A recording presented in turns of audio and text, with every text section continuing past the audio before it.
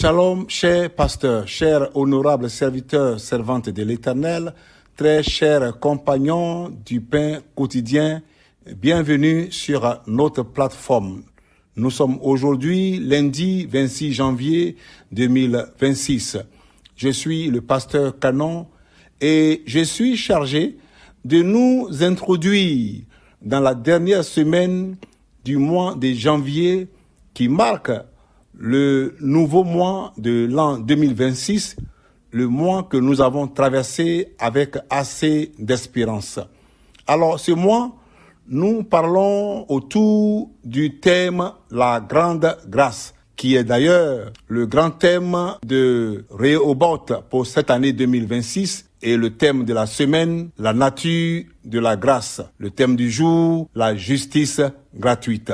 Notre texte de méditation est tiré du livre de Romains 3, verset 24. Mais nous allons commencer notre lecture à partir du verset 23 pour pouvoir comprendre le contexte historique et tirer des très bonnes leçons. Nous lisons la parole de Dieu avec révérence. Car tous ont péché et sont privés de la gloire de Dieu. Au verset 24, et ils sont gratuitement justifiés par sa grâce, par le moyen de la rédemption qui est en Jésus-Christ. Bien-aimés frères et sœurs, Romains 3, verset 23 à verset 24, explique que tous les êtres humains ont péché et sont privés de la gloire de Dieu. Mais ils sont justifiés gratuitement par sa grâce, par la rédemption en Jésus-Christ, offrant ainsi une solution universelle au péché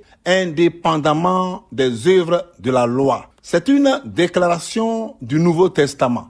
L'humanité est universellement coupable, mais Dieu offre un salut immérité par la foi en Jésus qui a payé le prix de la rédemption.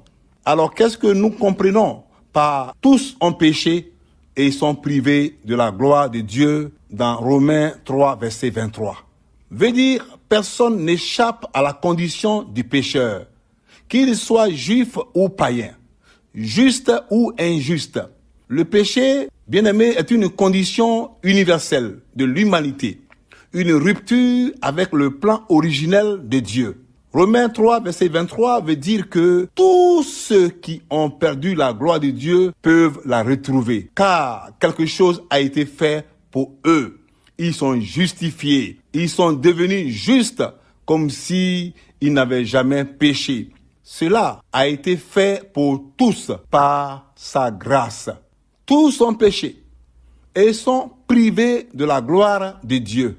Frères et sœurs, être privé de la gloire de Dieu veut dire que le péché nous a séparés de la présence de la perfection de Dieu, nous faisant manquer le but qu'il avait pour nous dès le départ.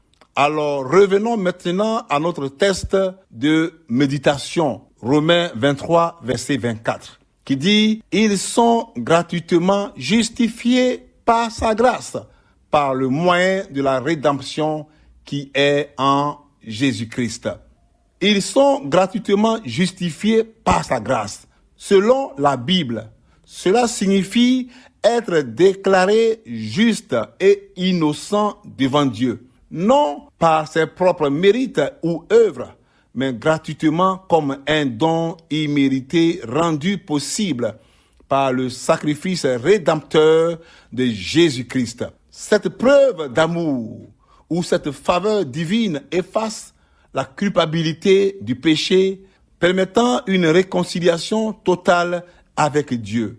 Cela est étayé dans Colossiens 2, 14, qui dit « Il a effacé l'acte dont les ordonnances nous condamnaient et qui subsistait contre nous, et il l'a détruit en le clouant à la croix. » Ce verset de Colossiens 2, 14 signifie que Jésus-Christ a effacé ou supprimé la dette de nos péchés et les exigences légales qui nous accusaient, libérant ainsi les croyants de la condamnation, de la culpabilité et de la puissance du péché.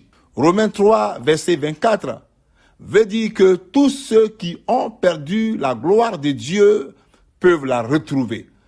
Car quelque chose a été fait pour eux. Ils sont justifiés.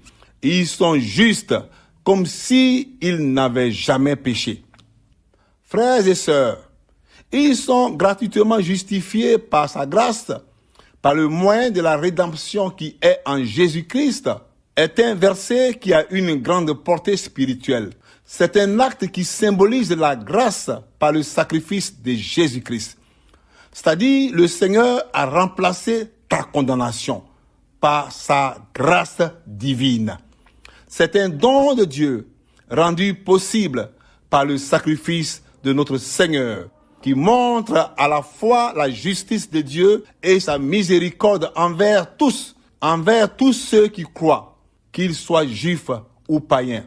Toujours revenant à Romains 3, verset 24, qui dit « Et ils sont gratuitement justifiés par sa grâce, par le moyen de la rédemption qui est en Jésus-Christ. » Voyons un peu la signification de la rédemption en Jésus-Christ. Mon frère, ma sœur, la rédemption signifie que Jésus a racheté l'humanité en payant le prix de nos péchés par sa mort, nous libérant de l'esclavage du péché. C'est-à-dire qu'il nous a rendus à notre propriétaire originel. Romains 3, verset 24, introduit le remède divin. Il est impossible de se sauver soi-même par ses propres œuvres ou en respectant des lois naturelles.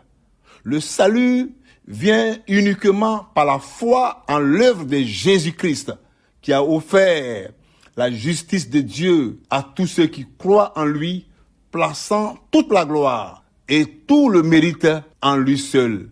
Frères et sœurs, cette grâce, elle est gratuite. Ce don, il est immérité. Il t'est offert. C'est là le sens du thème de ce jour. La justice gratuite. Le don gratuit. Cette grâce imméritée. Tu n'as rien payé, mais par la foi en Jésus, tu es sauvé. La justice gratuite te donne de devenir enfant de Dieu. Tu es délivré. Tu es guéri. Tu as part à l'héritage des saints. Contrairement à ce que les gens font dans le monde, ils sont obligés de faire des sacrifices humains en payant des moutons, des bœufs, en payant des sommes d'argent colossales. Et puis, finalement, ils se heurtent à de l'illusion. Ils sont placés sous la malédiction. Ils meurent dans le péché. C'est pour cela que nous ne devons pas nous taire. Là où nous sommes, dans nos quartiers, dans nos familles, dans nos lieux de travail, partout dans notre environnement, pour évangéliser, pour bénéficier de cette justice gratuite, que le Seigneur nous donne la force, nous fortifie, nous donne les capacités afin de témoigner de la grâce que Jésus nous a donnée, afin que d'autres personnes puissent aussi entrer au bénéfice de cette grâce, de cette justice gratuite que Dieu nous donne en Jésus. Soyez bénis. Shalom.